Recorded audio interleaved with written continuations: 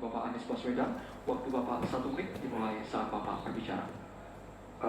Pak Anies, kita mengerti tadi bahwa angka kematian atau usia hidup Indonesia termasuk cukup memprihatinkan, dan ini masalahnya adalah karena kekurangan dokter. Apakah Bapak setuju dengan gagasan saya untuk secara besar-besaran mengirim 10.000 anak-anak kita ke luar negeri dengan beasiswa penuh untuk belajar kedokteran dan sains, teknologi, dan engineering mathematics sebagai langkah darurat untuk mengatasi kesulitan ini dalam waktu yang sesingkat-singkatnya. Terima kasih. Masih ada waktu Bapak? Cukup? Silakan Bapak Anies Baswedan untuk langsung menjawab pertanyaan dari Bapak Prabowo Subianto. Waktu Bapak 2 menit untuk menjawab, silakan. Ya, prinsip untuk meningkatkan kompetensi kami setuju Pak. Karena kompetensi yang meningkat bagaimanapun juga akan bermanfaat. Nah, isunya adalah kita harus melihat apa yang menjadi urgen hari ini. Dan di situ harus berbicara dengan siapa? Berbicara dengan stakeholder. Negara punya kewenangan, tapi sekali lagi pengetahuan dan situasi di lapangan kita harus berbicara dengan stakeholder. Siapa itu? Asosiasi profesi, kemudian Kementerian Kesehatan, dinas di daerah, kemudian para aktivis, para pengamat, para pakar. Kumpulkan datanya, lihat apa yang menjadi kebutuhan, sehingga kita bukan meloncat langsung ini adalah yang dibutuhkan.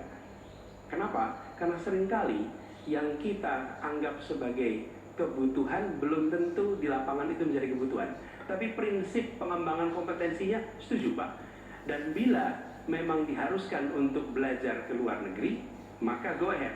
Tapi bila dibalik, profesor yang dibawa ke sini, institusinya dibawa ke sini juga tidak masalah. Karena dengan begitu proses belajar itu akan terjadi.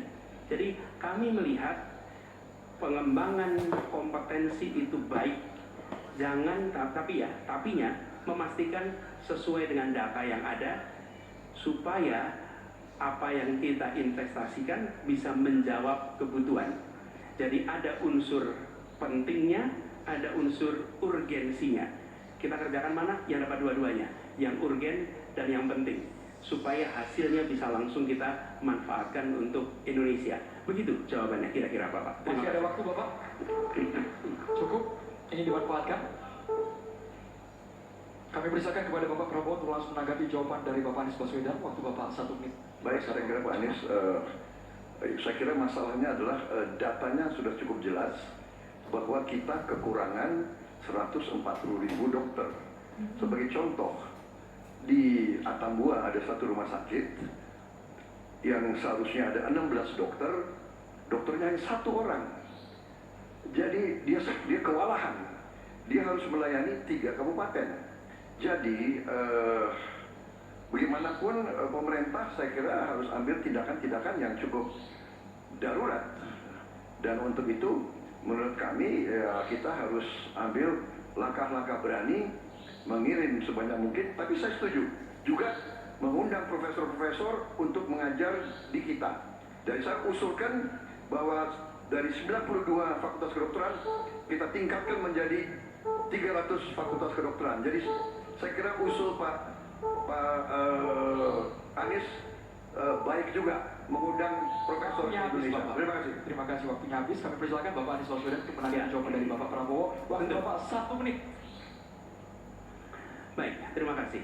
Jadi, tapi ini juga Pak Prabowo yang saya hormati, kita banyak memberikan perhatian pada aspek kuratifnya. Itu memang betul, harus dikerjakan.